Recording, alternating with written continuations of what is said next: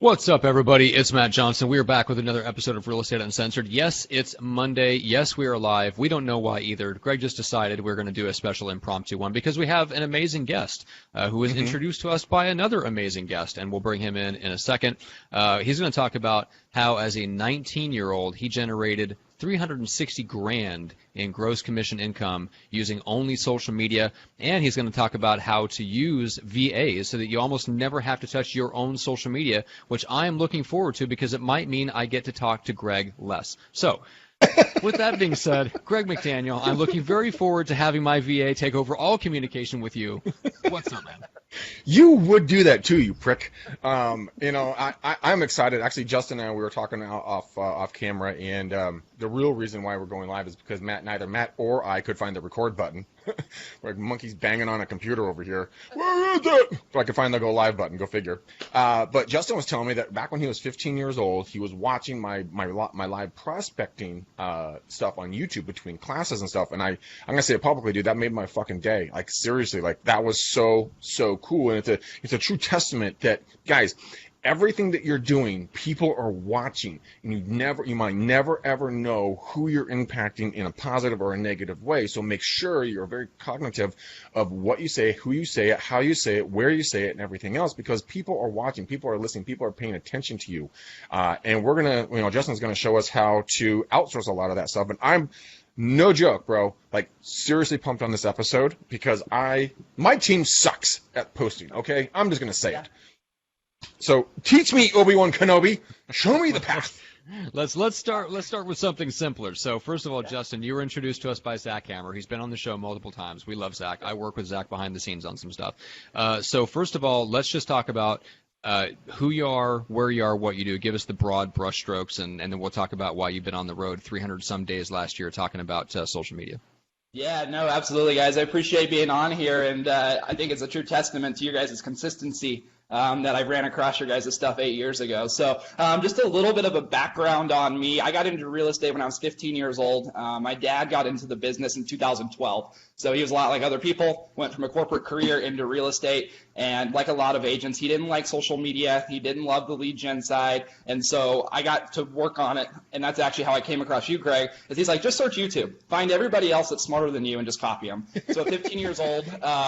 And so, I mean, Matt might be over here chuckling. Is he actually smarter? But I can see that in Matt's eyes. I was merely chuckling at something I heard somebody say the other day that was funny. That's all I was laughing at. So I came across Greg at 15 and, just started doing the lead gen, right? Cold calling, Craigslist ads, Facebook ads, the whole 9 yards. Ended up going to college for a short stint, but knew I always wanted to be in real estate. So at 19, I got licensed and kind of, jumped full in. Came home one night and said, I'm quitting college, dropped out the next day, quit football, all that 9 yards. Got into real estate, and I had a head start, right? I had 4 years of getting behind-the-scenes work and basically just being given, hey, you run all of our social media, and I'll tell you, my social media in those first few years sucked. Like, it was awful. I was a 15-year-old trying to do something. I'm like, I don't know what I'm doing. And so kind of got my start there. So really launched when I was 19, did about $360,000 in GCI in the first 16 months, just off of Facebook alone. One of the biggest problems is my dad's sphere of influence was also mine, and he was like, made the best man win. So for me, I had to find a way to, get my own business, right? Whether it was Craigslist ads, social media postings, Facebook groups.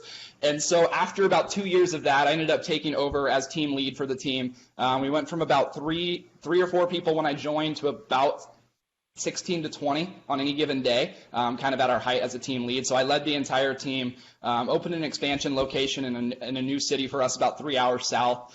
And then come late 2018, early 2019, at the time I was with Keller Williams, and I had an opportunity where I was getting called by team leaders across the country, hey, come speak on how you built what you built with your dad, using social media, leverage, all those fun things.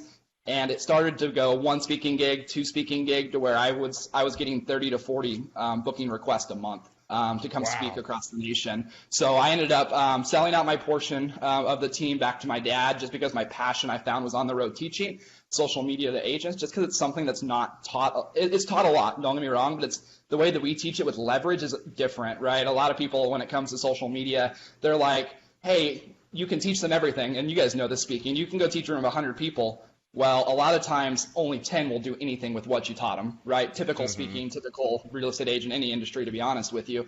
And so we taught it from a unique perspective of, well, let's get that number a little higher and let's show them how to use leverage to do the social media so that way it's not reliant on their consistency. And so that turned into 2019, spent about 300 days on the road, taught in 135 different cities in 35 states, just traveling and teaching rooms full of real estate agents. And then at the end of 2019, I've always used virtual assistants in my businesses, and it's become more and more. And people started to go, hey, Justin, how are you living on the road 300 days in a year, and your social media still looks great, and you're producing content, and you're running Facebook groups, and you're doing all this? And what they didn't realize was a lot of it wasn't me. Like, it was all my virtual assistants. And so in late 2019, we founded Sphere Rocket VA. We're a virtual assistant company that we help people get virtual assistants specifically in the real estate niche, ranging from marketing to lead gen to all of those fun things. And so that's what I do full time now, is on the Sphere Rocket virtual assistant side. And of course, most of the clients that come to us are in the real estate niche looking for social media marketers, a VA to do that, or they're looking for help just in the real estate in general. Justin, like I said in the beginning of the show, my team epically sucks at social media posting. We post some seriously boring shit. What chromosome in our body as real estate agents, makes us so defunct at, posting to social media? We're like, picture of house, bye. Yep. And then we're like, why is no one liking my post? Well, it's because it's boring, Yeah. Walk me through that a little bit. Yeah, so what I found and what was really cool is when I traveled and taught 10,000 people, we were able to take a ton of surveys. And one of the surveys that we found that why people were doing just those boring posts is because they would copy other agents, right? They'd look at the top team in the office in the area and go, well, they just post just listed, just sold, open houses, and that's all they do. And what we found that it really came down to is this gap, right? So it was kind of like, I do no social media at all, or I do kind of social media and I'm just going to take the easy route, right? Post the just listed, the just sold. Or I'm going to go to the extreme and do it extremely well, and it's going to take me more time, right? Instead of a post taking 3 minutes, it might take me 10 minutes. And we all know that real estate agents, if you ask for 10 minutes of their time sometimes to consistently do something every single day, it's purely the consistency is where we fail, right? It's why podcasts fail a lot of times, YouTube channels fail, is a lack of consistency. And so we found that's the gap, right? And so a lot of people just go, well, I need some social media presence, so I'm just going to stick some stuff out there, right? I'm going to do what all the other average agents do that make $30,000 a year. I'm just going to do the same thing. And so I think that's really why, is because people aren't taking the time to take that step of consistency. Yeah. I've always laughed at it. Given I've been a real estate agent for almost 21 years now, I just found that out. Thank you, LinkedIn. 20 years and 7 months as of this recording. People, what am I trying to say here? We like you said, we're not consistent on anything in this business. We got, we got the shiny object syndrome. Seriously, got a bad case of it. Not even the prescriptions that Matt's given me have worked. I still have the rash. But real estate agents are lazy, they're cheap, and we're paranoid. And so once it doesn't work and it costs us a little money, then we're out the door because it's going to do too much work. Right. Well, and one thing with social media is like a lot of it is what I call ROI rash.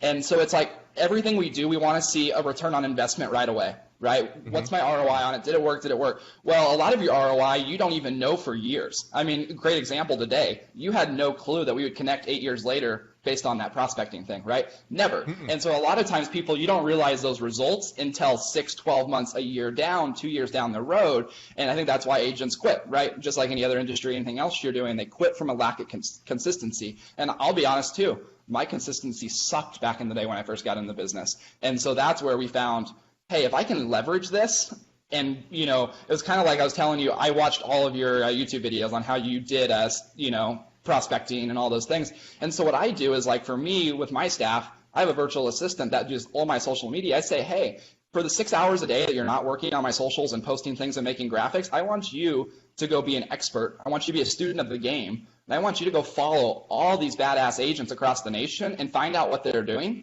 and make mine look like it, right? And so when I was able to give someone, hey, spend 4 or 6 hours of your day researching, being a student, and then duplicating for the other 2 to 3 hours, what I found is that's where we made our greatest leap. It's because then it wasn't in my hands to do. Matt, you use virtual a lot, don't you? Yeah, we had great luck with virtual assistants. I use them very selectively when it comes to social media. Not necessarily because I don't think they're capable, but because you do end up with when you have like a tight circle of influence, like I do, and you're talking to people that they all know each other as like at the tops of the industry. So my let's say circle of 150 is not a typical agent's circle of 150 of disparate people that are all from different social circles and like they're just locally based. So when it's stuff like that, like I have to be careful to make sure that my VAs don't cross into conversations that are already taking place or initiating conversations with people where I've already been talking to them on some other medium or so different things like that. So yes, we do use them, but probably not to the extent that Justin can use them because we're not talking one-on-one to members of the public. We're dealing with a very small social circle of experts at the top of a bunch of different industries that all know each other. Does that make sense? Yeah, no, that makes total sense. And that's the same way with me, right? So like when it comes to my real estate business, obviously my VAs do more of that than when they're talking with my inner circle of 100 people, in the top of the industries, the people that are booking my speaking gigs or the people, the leaders of the brokerages or different things like that. So there's different levels of where they have their hands in for sure. And like you said, our networks may not be what the average agent's network is, right? And what they're looking to do in the types of conversations. And so that's really where we just hammered into the average agent that, hey, if you're making 50, 60, 70 a year already and you're doing no social media, well, just doing something first off will be a great first step. So don't even worry about it looking like the prettiest social media. But then over time, you're going to build up that consistency. And just, I always say a lot of average is better than nothing. When it comes to social media, a lot of average is better than nothing.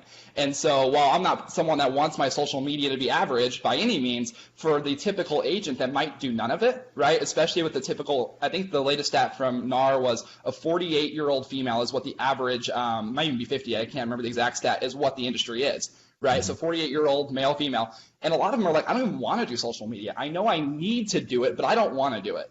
And so the question now becomes, that's where I think, Greg, too, we get a lot of those sucky posts because they're like, that's not my generation. I don't want to do it. So I'll just kind of copy Bob and Joe in the office, and they post their listings. So that's what I'm going to do.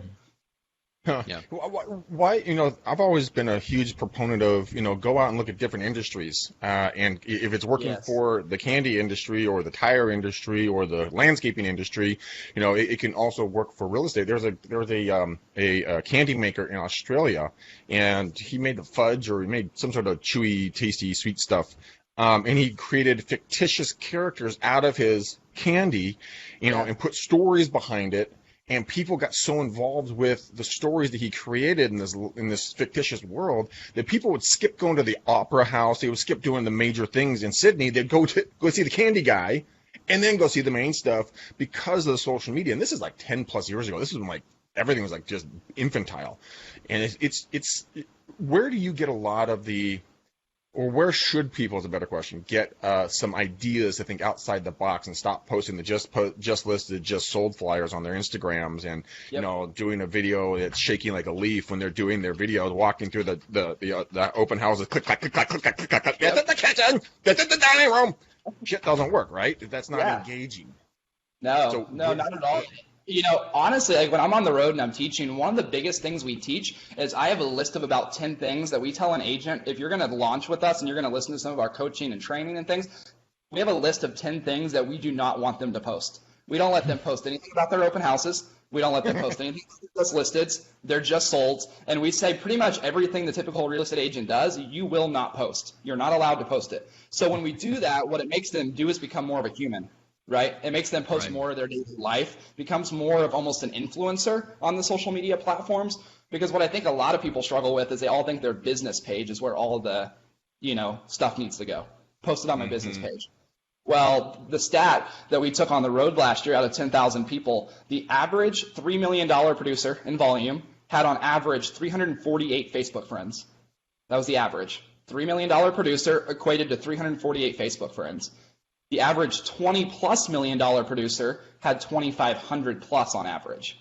And so what we found is a lot of agents are so tied up in their business pages that they forget where their audience can actually be hearing them from. And so we found that that's another big reason why they just post things to their business page. It's there, but who actually goes and looks at those? Nobody. Yeah, I mean the engagement right now, or the percentage of people who will see that post is about 1 to 2 out of every 100, especially if it's something that Facebook already knows doesn't get engagement, which most agents posting stuff is definitely falls into that category. So, yeah, I mean, I've always been torn on Facebook page versus profile, but not for agents. You know, if you're a coach or a consultant, I think that's a legitimate debate, because if you're like me and you have, 9,000, 10,000 people, Greg, you've got a little bit more than that, on our personal profiles following us, at some point Facebook could go, you're using your Facebook profile for nothing but business. We don't like that. Smack, now go start using a business page.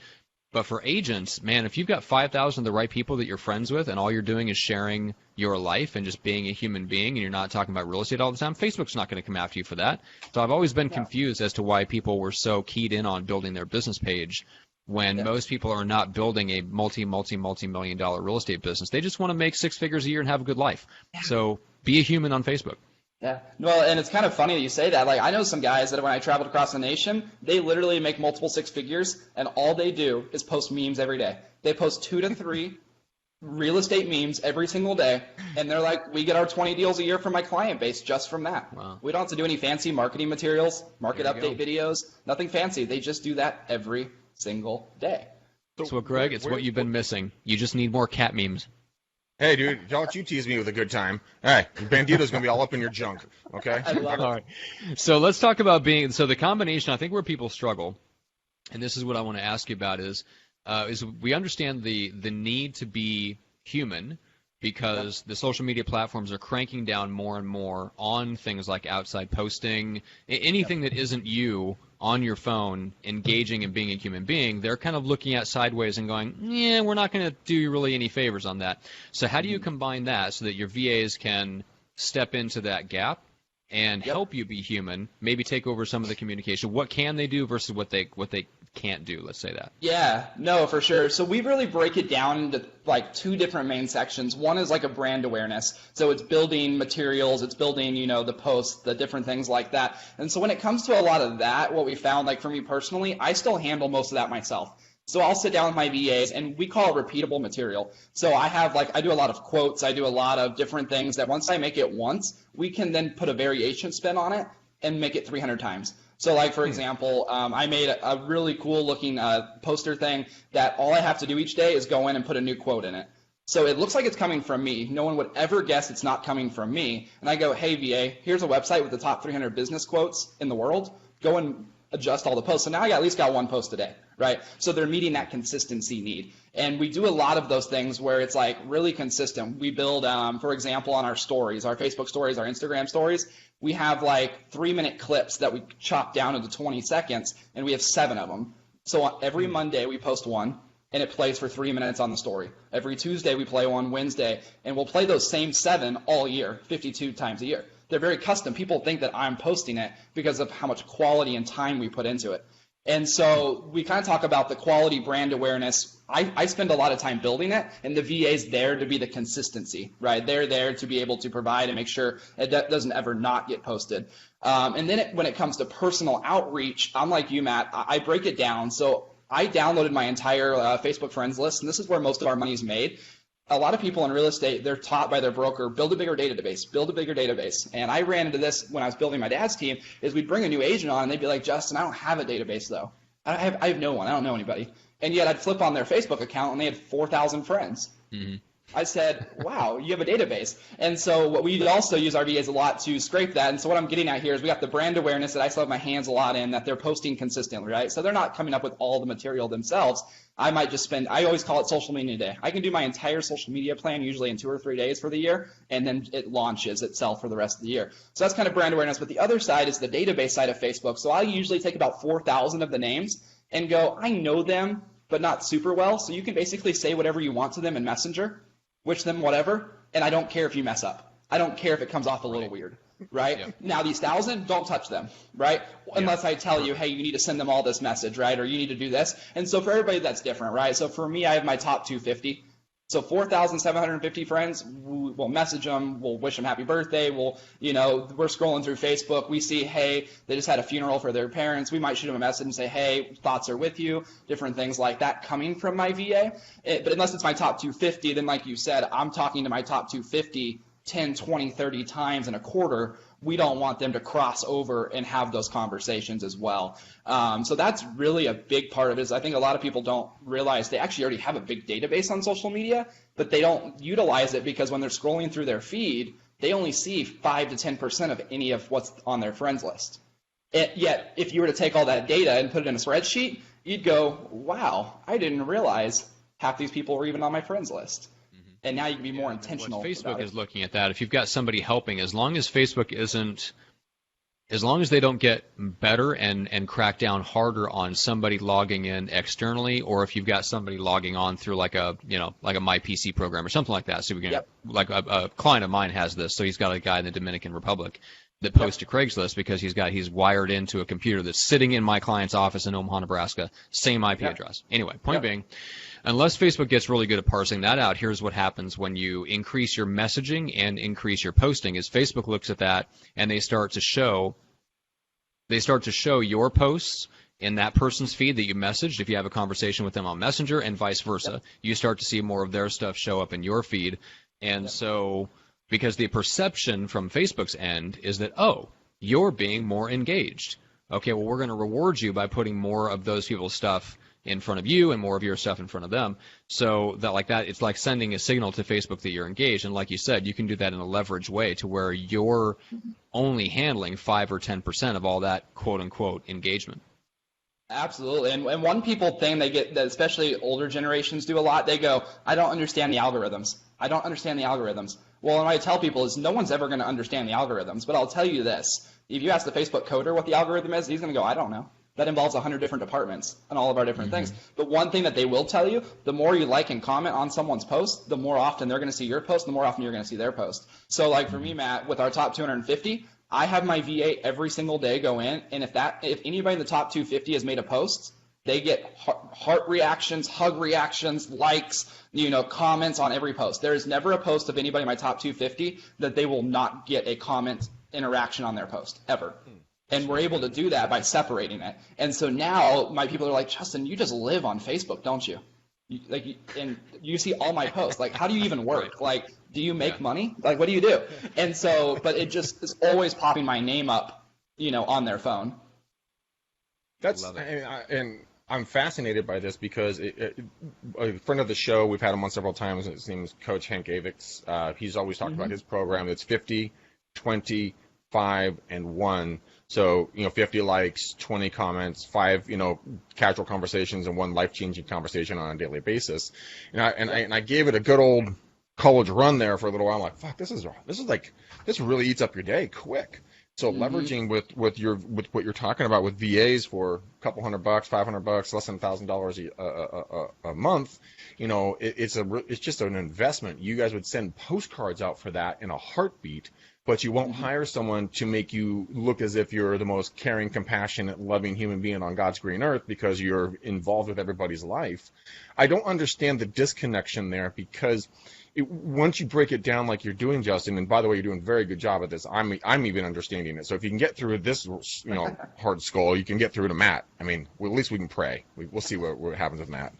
But I mean, I think that this is just one of those necessary things. And I think you brought up a good point as well. Is like, if you ask the programmer at Facebook, hey, what's the algorithm? He'd be like, I don't know, bro. Like, just do you know how a watch works? Just put it on. It's going to tell you the time.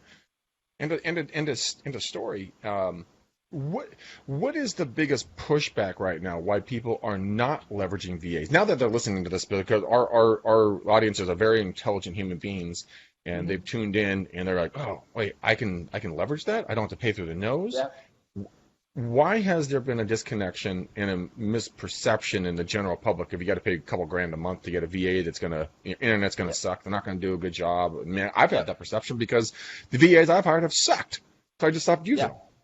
Yeah, no, absolutely. And so, and I wouldn't say the perceptions are wrong at all. aspects. And so here's why. It's back to that ROI rash thing. And here's the thing. We all get that shiny object syndrome. I get it all the time still. And one of the things is if I go and get a new product and I have to pay $1,500 a month for it, I'm looking in my head, what is my ROI? How much has that virtual assistant? So I'll give you an example. About 2 years ago, I went out and used a big company, and I paid about $1,800 a month to get a VA. Same thing. Internet didn't work great. I was like, so in my head, I was like 3 months in, okay, I've spent, $1,800 times 3 months, roughly about $5,000-6,000. Where's my ROI? But what I wasn't thinking, because I was too focused on my ROI, is, wait, is my quality of business increasing? Is my quality of life increasing? Is my consistency increasing? And so one of my mentors said, hey, Justin, you can just go to the Philippines and get someone for $400 a month. Like my social media manager now, he's $420 a month. 40 hours a week, does all my video editing, everything. Never once shown up late, never once checked out early, never once been sick, never once had an internet downage. It can be done. And so kind of the perceptions around it is a lot of times people go out there and they think I have to spend $1,500, $2,000 to get a VA, so they never even take the leap to get into it, right? Or if they do take the leap, they have such pressure of ROI that their expectations of what that person can do for them is so sky high that they always fall short. For me, if I bring on someone at $400 a month and all they were to do was just to make all my Facebook, Instagram, all those postings for me, that's worth $400 a month to me, right? Because I know I'll get one client from it. Well, it also, anyone with a half a brain would hire for $400. It's basically a referral fee for $400. You pay a referral fee for $400 to get a client, but a referral fee doesn't give you the public leading persona and visibility. It's just Bob calling you from Remax going, hey bro, I got a referral for you, right? There's so many different layers of value add here for $420 a month. Yeah, dude, consider me one of your new clients. I'm down like nobody's business because there's no comparison. But here is a question. Yep. Stories versus posts. Stories get seen, 15 times more or something like that? Or walk me through that kind of the thought pattern on what to do and how to do those. Yeah.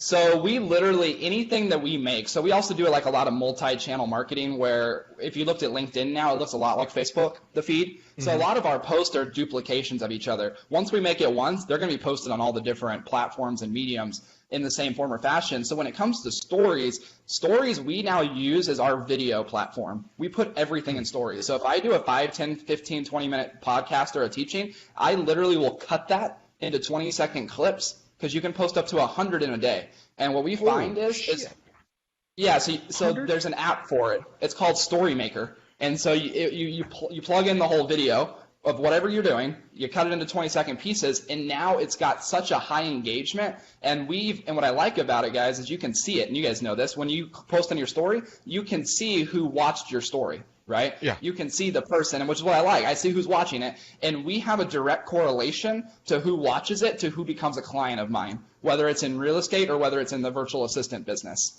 Like we can correlate how many times they saw the story, where a Facebook post, I'm like, well, I don't know how many people saw it. I know how many people liked it, but I don't know how many people saw it. So we use the story a lot for taking pre-made material that's really clean looking and posting it to the story and cutting it, because most people don't know that you can cut it, because they just don't know that software exists.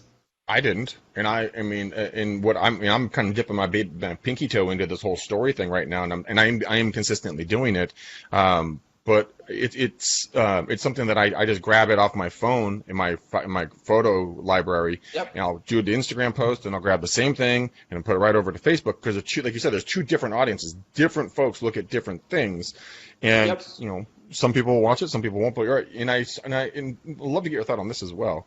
And I'm going to stop talking because Matt hasn't said a word, and I'm just cutting him off if thing. I've decided that I was just going to go back and I was going to comment on everybody, or on as many people as humanly possible, whoever saw my story on both Facebook and Instagram. And it actually already led to me having a sit down with a friend of mine who she's like, oh my God, I can't believe what led you to comment on message me. I was going to call you. And I was like, pretty cool. Yeah, no, absolutely. So it's kind of like LinkedIn. On LinkedIn, when you can come and see who saw your profile. So like on LinkedIn, if someone comes and sees our profile, we immediately message them, right? Every time I get a friend request now from someone I kind of know or don't know, I make sure that they get a message from me. Hey, thanks for the ad. That is literally all I'll say. Hey, thanks for the ad. and then people feel obligated to like respond back. And so it's kind of on that same thing. When someone views my story or likes it or hearts it or does that, I immediately almost will always send them a message, or like you said, go on their page and go and like their stuff. The problem is when I was doing that, it never got done. Or if it did get done, like you said, I'd get on Facebook to do it, and 3.5 hours later, when I was supposed to be doing lead generation or whatever, I'd be watching cat videos or I'd be crying at some new American Idol story. And I'm like, wait, that was the most unproductive story I have ever had. Oh my Yeah, God. and I would agree. So here's where I use that same kind of division of labor that you're doing on Facebook and Facebook Stories.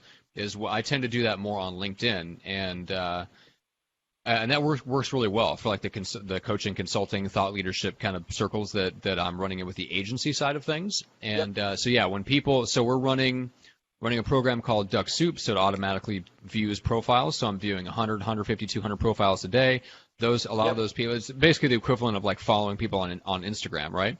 And so then they come back, a certain percentage of them will view my profile. A certain percentage of those will send me a connect request without me. Like, I'm not reaching out to just proactively connect with any random Tom, Dick, and Sally. So I only respond to the people that look at my profile and go, oh, yeah, that's someone I want to connect with. And then my VA, my marketing person, has like one of the stock messages that I wrote up. I think I wrote up 5 or 6 ones that she rotates in and out to thank people for reaching out to connect and offer to introduce them to someone in my network.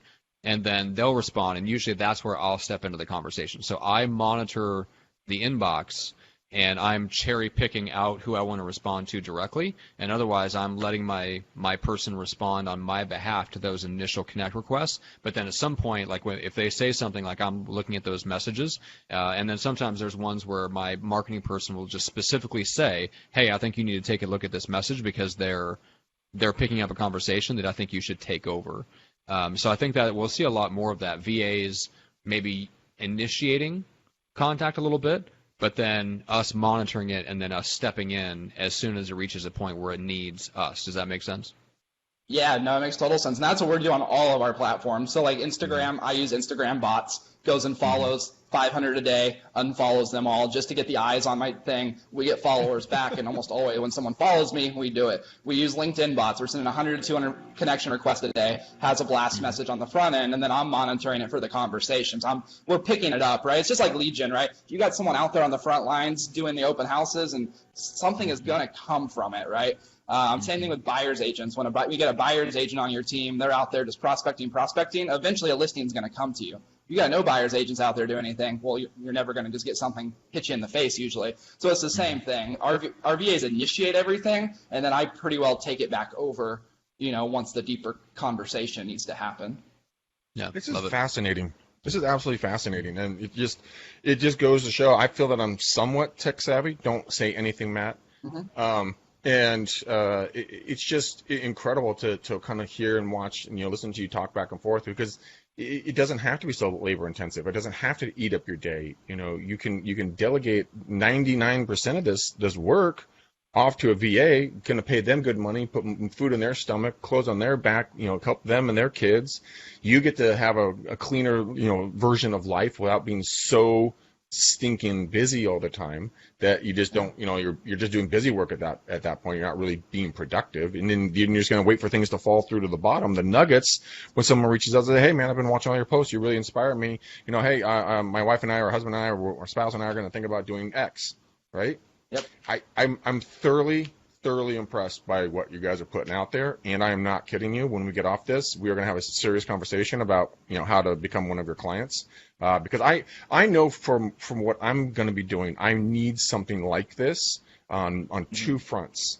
So this is very, very fascinating, guys. If you guys have any thought about doing social media, obviously, if you're just listening to this now, go back and watch the entire interview or listen to the entire interview, because this is some good shit, bro. I mean, you're cooking. Well, and here's the other thing, and Matt probably does this too, I'm sure, in different forms. But a lot of times when you get an assistant for $1,500 to $2,000, what I found is in the VA world, one of the other misconceptions is those companies that are hiring them for $1,500, $2,000 to you, they're hiring them over there and subcontracting them to you. So usually those VAs are getting paid the exact same thing as you going direct to them. And so people ask me all the time, Justin, how big is your staff? Well, I have 12 VAs that work for me personally, and my monthly salary out the door is about $4,800. And I talk to agents on the road all the time that are like, Justin, I have an assistant I don't even like for $5,000 a month, and they don't do anything all day. And I'm like, well, cool. I have someone, I literally have one person. All they do is take care of my personal stuff. They do my laundry. They do my food. They do a lot of personal leverage. And that's a VA 3,000 miles away. So I got one VA that sits around bored about 20 hours a week because I don't have 40 hours of personal things to do for him. But because they're only $400 a month, I don't feel pressure that I need to go get them to do something and build my next big six-figure agency or company, right? It's like, no, it's okay if they're bored 20 hours of the week because it's only $400. And they're living a good quality of life as well because they can play on Facebook, they can mess around, and they can do whatever the hell they want. They can go walk their dog or whatever, spend time with their spouse. Yeah, but if it was $2,000 for that person, guess what? I'm going to stress every single minute about trying to get them overwhelmed with work, so I feel like I'm getting value out of them. But when I can have 4 or 5 people, I'm like, no, you're going to be damn good at social media. You're going to be damn good at being a personal assistant. You're going to be damn good at listing coordination. You're going to be damn good at recruiting. You're going to be damn good at fulfilling all the different, customers that we got coming in. Now they're all niched down and able to do their job at a high level because they're not worried about, Love it. Go ahead. Oh, I was going to say, yeah, so they're not worried about because a lot of agents, the biggest mistake they make with VAs is when they get a VA, they'll come to me and go, Justin, I need a social media VA. So we'll get them one. And then all of a sudden, that VA is also now doing their transaction coordination. They're also doing their video editing. They're also doing their personal schedule, the personal finances. They're running their budgets, which is fine. But then they're like, this person sucks at a lot of these. And I'm like, well, yeah, because the person doing financial tracking for your business is probably not the same mind as the social media. And then they're like, well, we're having them circle prospect too. And I'm like, oh my God. What? Like, it doesn't make sense. And so being able to niche down into just letting them do things really, really well is a lot easier when you're talking about 400 or 500 instead of 2,000. So that was kind of my big aha, and it's why we started our virtual assistant company, because I said, I'm tired of those upcharges. I want to get more people virtual assistants and, be able to change more lives that way, because it really is life-changing when you go from having 0 assistants to 1 in your business when you have no leverage, and you're like, wow, my Starbucks bill now is a full-time, employee for me. Here's a thing for a question, and since we're talking about division of power, would you have an Instagram, VA, a Facebook VA, a LinkedIn VA, a YouTube VA, or just one VA for all social media? Yeah, great question. So for me now, we have 2. Used to be 1, so we split them up into outbound lead gen and inbound lead gen. So I don't do much like outbound messaging and Instagram. But like Facebook and LinkedIn, we do a ton of outreach through the inbox, right? And so that's one VA because they're very conversational. So the VA I got for that used to be a direct TV chat person that they would sit around and chat with people, 500 messages a day. And so they can handle a great amount of volume through my messenger. I mean, on any given day, we're putting out about 200 to 300 Facebook messages to people and carrying full conversations as if they're me. Damn. So that person does Facebook Messenger, and they also do LinkedIn because they're very good at being a conversationalist. I mean, many times now, you'll think you're talking to me, but you're actually not. And they're having full conversations they'll go back 2 years and they'll look at conversations that were previously had, and they'll pick up nuggets and be able to use those nuggets to figure out how we talk. So I would say, yes, now it's 2 now that we've grown and there's like different divisions. But as far as like making graphics and things like that, that's usually all just one person. Damn. Yeah. So next time I get a message from you, I'll be like, hey, bro, your VA just hit me up. What's up? I know this isn't you. Exactly. That's why you need the super secret Facebook Messenger. Yeah. Well, the other like small thing, my favorite thing to do now, and I just tell people this because they won't forget it, or they won't remember it next time they talk to me, is a lot of people, they work 80 hours a week. Like, that's how I used to be. I'm like, it looks cool to work 90 hours a week. And I just drove myself into the ground, depression, all that fun stuff. And what I found now is with an assistant, I have an excuse not to respond. Because I got someone guarding my messages going, hey, Justin, well, it's like I can acknowledge, which is always my biggest thing. If I didn't have an assistant, I couldn't acknowledge them. So I felt like I was leaving them there empty. But now with an assistant, hey, yeah, thanks for reaching out. Justin's in a meeting right now. Even if I'm just down the street at a restaurant getting a massage. Like they don't know that. But, hey, Justin's in a meeting right now. He'll get back to you. Like, the level of professionalism jumped tenfold because people are like, oh, cool, like let us know, or hey, can we get on his calendar? You know, it got rid of all those quick 5-minute conversations that can eat up an entire day. Oh yeah, very quickly. And you know what? People don't. And this goes for dating. This goes for business. I mean, you want to be available, but you don't want to be overly available. Like, you know, if someone texts you, you're like, oh hey, what's going on? Good to see you. Thanks for getting back to me. You know, give it a little bit of space. And you know what? No one, they don't want you to be running over after their house immediately, because then that means you don't have any business. I mean, pump the brakes, homeboy. Yeah, Justin's in a meeting. Yeah, speed to lead, but that doesn't mean you have to be the speedy one. You know, and not everything is a lead. Not every conversation is a lead. Yeah, so I think there's some balance there, because I can hear some agents going, the problem with agents is they don't pick up their phone right now, so telling them to give it some time isn't going to help anybody. But we're talking about two different things. You're talking about outbound messaging and different things like that, and then being able to handle some just random people kind of messaging you through Facebook and LinkedIn, and you're using a VA to give them a speedy response. It just doesn't necessarily have to be you being available all the time, which I love that. So yeah, same thing for me. I mean, basically, Greg, when you message me in the afternoons and you know that I'm not working, just expecting a response from my assistant, who will be letting you know that I'm in a meeting and otherwise disposed, and you will know that I'm probably just making music or taking a nap. I know. I'm going to be like, hey, bitch, put Matt on. I know this isn't you. I know it's at Starbucks. But Justin, what you said about having each assistant niche down, man, that is a lesson that some people never learn. Unfortunately, but yeah, it's one that's been one of the best things that I ever did for my agency, was niching people down further and further to where I'm not asking them, like, if I can't narrow their entire job down to one metric, like, their job description is too broad. Oh, absolutely. And I found that out real fast when I went through 3 assistants in about a year and a half, in-person assistants. And it's because I expected them to do the entire world, because I was paying them $3-4 a month. And so I think that's the biggest. I think the other thing is, like, I'm not telling people go get rid of your in-house assistants. I'm just saying, like, a lot of times people will also, when they only have one in-house assistant to do their social media and they're a rock star, that's great. But eventually, as you grow a big company, you're going to run out of capacity for that person, but you may not be ready to go add another $4,000 salary. That's the way I always was. I needed more than one person, but I wasn't ready to add another $4,000 salary. So I was able to take VAs and give them to my people to use as leverage for them. Like, that's been a game changer for us, is giving other people in our organizations. Big teams are doing this right now with us, where they're like, hey, Justin, my lead listing agent's going to do 20 deals this month. They're a rock star. I need to add some more value into this to make sure they never leave our team. We're going to give them just a VA, right? Because what is $400 a month to someone doing 10 deals on your team a year, right? Or say that month. So. Yeah, that's phenomenal. Yeah, I can totally see that being a value proposition of the future for the team leaders that know how to do it intelligently, to hire right, to get people in the Philippines that you can pay $400 a month that actually deliver good results. Like, that is a skill set that you've built, and it's not one that everyone has or can build, or even sets it as a goal to build. So speaking of that, like, what's the best way for people to follow you, get in touch with you, and actually hear back from you and not one of your VAs? Yeah, no, great question. So social media is the best way to follow us.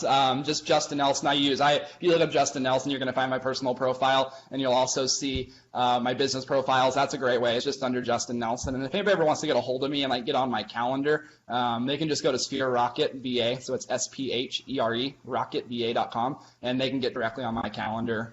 Even if they're just like, hey, what's up, man? I'd love to learn more about a VA, or I'm struggling with this. And just if they just want to talk, that's the best way. Just grab a 30-minute time slot on my calendar, and more than happy to chat there. So cool. The Justin Nelson. That's because you have all these VAs. You got all this free time. You're just like, okay, people, fill up my calendar. I got to do something with my day. Come on. Like you say that, and, like, that's so true. Like, that's why I keep doing new things, because you find that it's like you can leverage everything. I mean, there's not anything you can't leverage in this business. Yeah, agreed. Yeah, that is really cool stuff. Matt, where can they get a hold of me? Glad you asked. Thank you. Guys, go ahead and DM me on Facebook. I will respond. I don't have a VA as of today, maybe tomorrow, because I'm going to hook up with Justin. We're going to get this VA party rocking and rolling. and just crushing skulls and taking names. If you guys have any questions about, prospecting, EXP, kind of the exciting stuff that we're building over here, this is just going to be one of the new things we're going to plug into our VA downline, to our EXP downline and team, getting connected with just legendary humans like Justin here. So, yeah, that's some good shit. Always, Matt, they can call me at what number if they want to call or text me? What number would that be, Matt? Man, let me dig this up out of the recesses of my mind. 925-915-1978. It haunts my dreams, Greg. It haunts my dreams. All right, Matt, I've where heard can that people find phone you? number so many times. They can 5 find years me then. at best place to go right now is microfamousbook.com. You can get the physical copy of the book for free plus shipping. We will ship it to you at my expense. I will cover the book if you cover the shipping. Yeah, that's how that works. So get the book, learn how to build influence online, attract ideal clients, all that fun stuff, especially if you are in the coaching, consulting, speaking industry, which is the industry where I operate in. So, Gregory, shall we put how about a lime green boat upon this episode? Wrap it up. Call it an episode. Drag this out so long, it's going to be painful for you. All right, guys. Hey, we love you to pieces. Justin, thanks for coming on the show, man. Legendary. We're going to have you back 100%. I know we barely scratched the surface with all the content and knowledge you have and just the ability, the way social media is changing and kind of, the best practices for VA. So thank you for coming on. You're amazing. Guys, if you like this, go to iTunes, Stitcher, anywhere you get podcasts. Give us a 5-star, not a 2-star review. Helps the algorithm. No, we don't know how the algorithm works, but we know there's one there. So go help the algorithm, help us, help you, okay? This is a big circle. So you're at the top. Until next time, guys, peace out, ninjas. We're gone.